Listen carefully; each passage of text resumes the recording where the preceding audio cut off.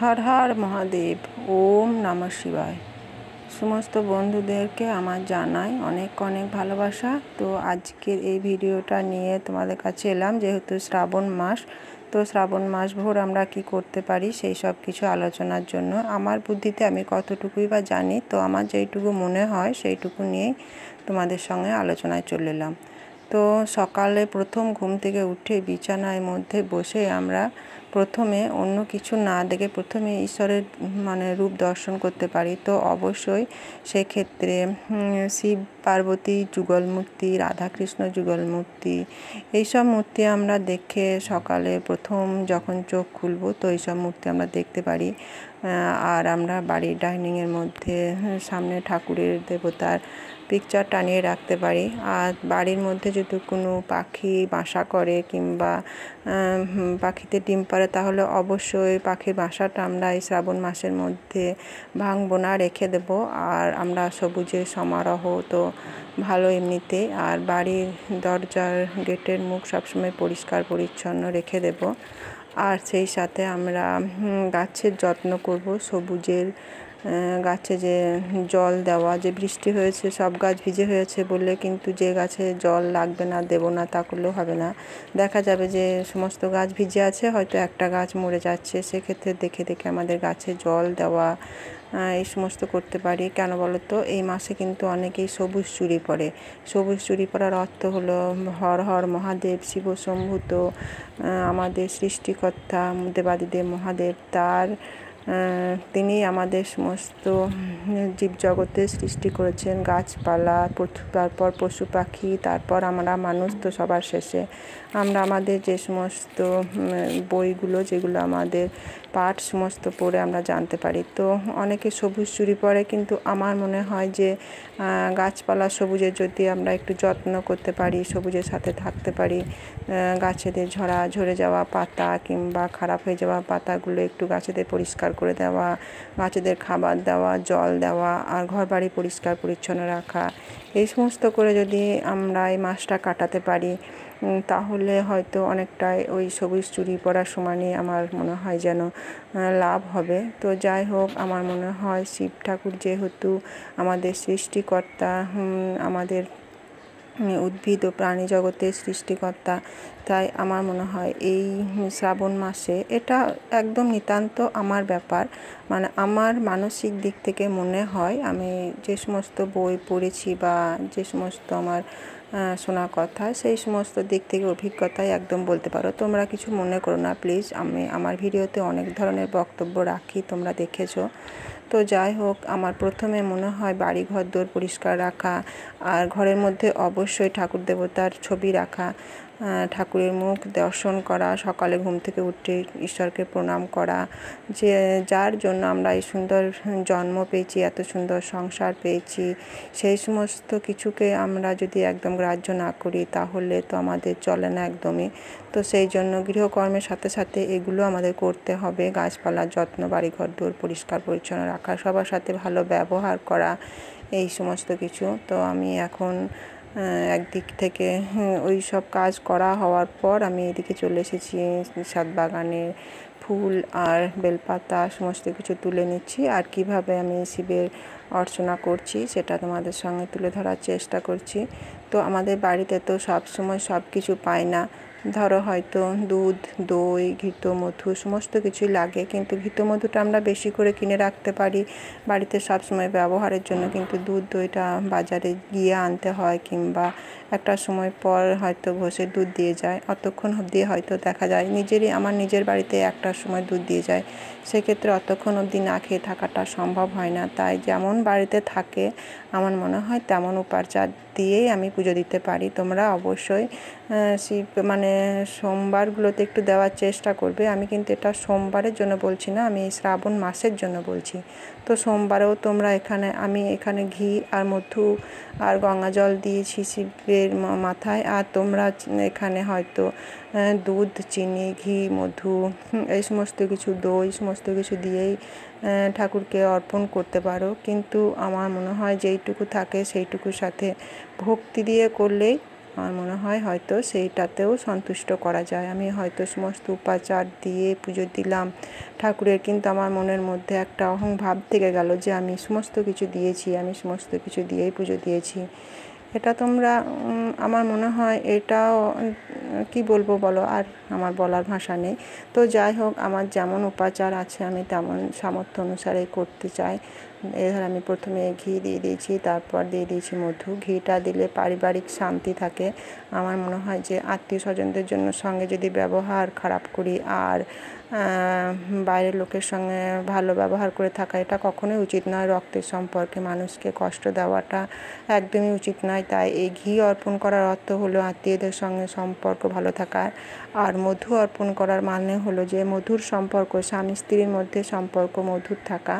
তো তোমরা এভাবে দুধ, দই, চিনি সমস্তই দিতে পারো। সমস্ত কিছুতেই কিছু ফল হয়তো লাভ হয়, কিন্তু ঈশ্বরকে ভজনা করতে গিয়ে সবসময় ফলের আকাঙ্ক্ষা করা, ওটা আমার কাছে অতটাও দামি বলে মনে হয় না। আমার সামর্থ্য অনুসারে আমি দিলাম। কখন দুধ আসবে, কখন বাজার থেকে কি আনবো, সেটাও কেমন একটা লাগে। তাই যেটুকু দরকার বাড়ির মধ্যে আমি সেইটুকু করার চেষ্টা করি। আর এই যে দেখো, এই সমস্ত জিনিসগুলো আমরা দশকর্মা থেকে কিনে এনে রাখতে পারি।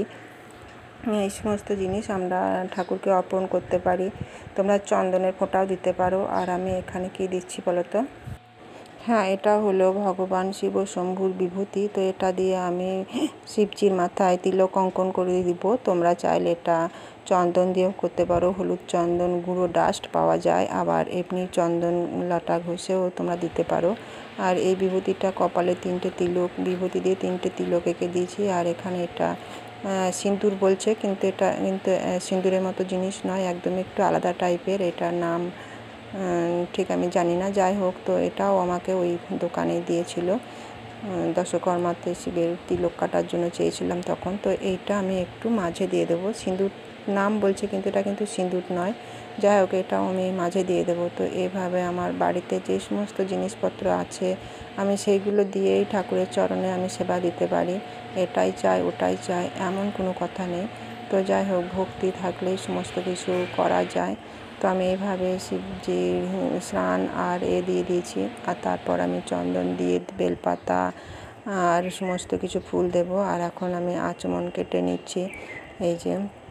আর প্রদীপ ধরিয়ে ধূপকাঠি, ধূপ সমস্ত কিছু ধরিয়ে দিয়ে শিবজির চরণে আমরা পূজা অর্পণ করতে পারি। আর তার সাথে মিষ্টান্ন, তোমরা চাইলে কেনা মিষ্টি, গোটা ফল এই সমস্ত দিতে পারো, কারণ এগুলোই দেওয়ার নিয়ম।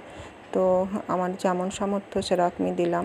হয়তো সোমবারে একটু ফল মিষ্টি আনার চেষ্টা করব, কিন্তু এই কাজটা যেটা তোমাদের কাছে আমি শেয়ার করছি, এটা আমার শ্রাবণ মাস ভোর রোজই করব। তো বেলপাতা অর্পণ করার আগে সামান্য গঙ্গা জল দিয়ে একটু ধুয়ে নেব। আর তারপর আমি যে চন্দন ঘষেছি, এই চন্দন দিয়ে শিবজিকে ওম নমঃ শিবায় এই মন্ত্রে, আর আমি চন্দনের সাথে এই বেলপাতা দিয়ে আমি প্রভু শিব শঙ্করের মস্তিষ্কে দেব। আর দেব নীল অপরাজিতা।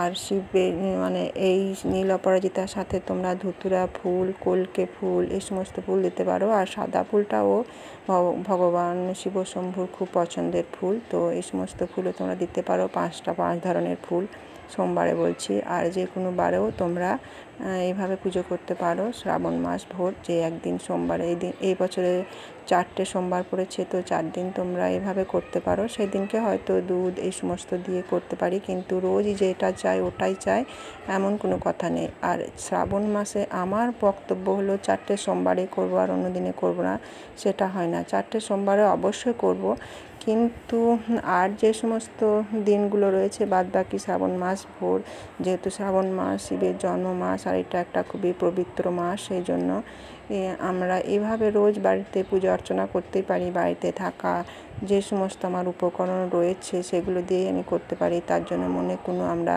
খুঁত আনবো না যে হ্যাঁ। আর তার সাথে আমি দিয়ে দেবো এই যে একটা রুদ্রাক্ষ শিবের প্রচণ্ড মানে ভীষণই প্রিয়, সেই জন্য আমি একটা রুদ্রাক্ষ শিবজির পাশে আমি এটা রেখে দিতে পারি। তো মনের মধ্যে কোনো আমরা আনবো না যে ঠাকুরকে আমরা এটা দিতে পারলাম না, ওটা দিতে পারলাম না, এইভাবে মনের মধ্যে খুঁত আনবো না। যেমনটা আছে তেমনই, আর তার সাথে দিয়ে দেবো একটু ভক্তি, একটু চোখের জল, তাতে যদি আমার সমস্ত কর্ম ভালো হয়।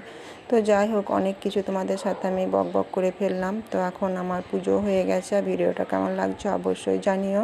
তোমরা যারা আমার রোজ ভিডিও দেখো তাদেরকে আমি অনেক ভালোবাসা জানাই।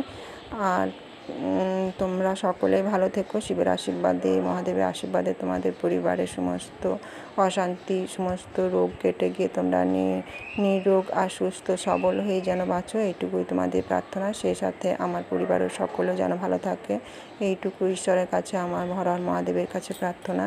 তো যাই হোক, আজকে ভিডিওটা এভাবে সাজিয়ে দিলাম। তাহলে তোমরা মোটামুটি যেগুলো করবে, যে সকালে ঘুম থেকে উঠে প্রথমে আয়না কিংবা অন্য কিছু একদমই দেখবে না। প্রথমে ঈশ্বরের মূর্তি, মুখ, যেমন রাধাকৃষ্ণ কিংবা শিব পার্বতী যুগল মূর্তি দেখবে, 1 নম্বর। 2 নম্বর হলো তোমরা বাড়ি ঘরদোর, বিশেষ করে রাস্তার সামনের গেট পরিষ্কার পরিচ্ছন্ন রাখবে দিনের বেলা, আর রাত্রেবেলায় অবশ্যই সেখানে যেন আলো থাকে সেরকম ব্যবস্থা করবে। দরকার পড়লে ঘরের যে লাইট সেটা তোমরা জ্বালিয়ে রাখতে পারো সন্ধ্যের থেকে শোয়ার আগে অবধি। আর তোমরা একটু গাছপালা সবুজের যত্ন করলে, কিংবা কোনো পশু পাখি বাড়িতে যদি তোমাদের পাখি এই সমস্ত কিছু খাবার দাবার না দেওয়া থাকে, তাহলে তোমরা রাস্তায় কোনো পাখি কিংবা কুকুর দেখতে পেলে তাদেরকে একটু খাবার দেবে, কারণ জীবে প্রেম করে যেইজন সেইজন সেবেছে, ঈশ্বর কথাতেই আছে। এই সমস্ত আর মানুষের সাথে, সবার সাথে ভালো ব্যবহার করবে, আর সময় পেলে নাম জপ করবে। তো এইটুকুই আমার বক্তব্য। আর পূজা পাঠের সাথে নিজেকেও একটু পরিষ্কার পরিচ্ছন্ন, সিঁদুর পরা, পুজোর স্নানের পরে, পুজো করতে যাওয়ার আগে এই সমস্ত করতে হবে।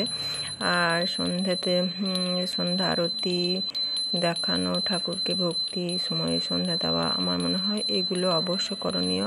আর সন্ধ্যাবেলায় পারলে অবশ্যই একটা গীতা কিংবা যে কোনো একটা শ্রীমদ্ ভাগবত কিছু একটা পাঠ অবশ্যই করবে, তাহলে খুবই ভালো হবে। তো যাই হোক, মেলা বক করে ফেলাম, আমি এত কিছু জানি না, তবে আমি যেভাবে শ্রাবণ মাসটা পালন করবো সেটাই তোমাদের সাথে শেয়ার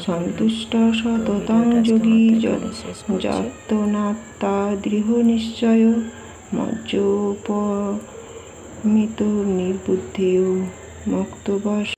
এর অর্থ হলো, যিনি সকলের প্রতি হিংসা শূন্য, বন্ধুভাব যুক্ত, ক্ষমাশীল, সমদর্শী, সুখ দুঃখে সমা, নিরহংকারী, মমত্ব শূন্য, জিতেন্দ্রিয়, সহনশীল, সদা তুষ্ট, দৃঢ় বিশ্বাসী ও যোগী, যাহার মন ও বুদ্ধি আমার প্রতি সমর্পিত হয়েছে, তিনি। জয় শিব শম্ভু, জয় রাধা মাধব, রাধা বিনোদিনী।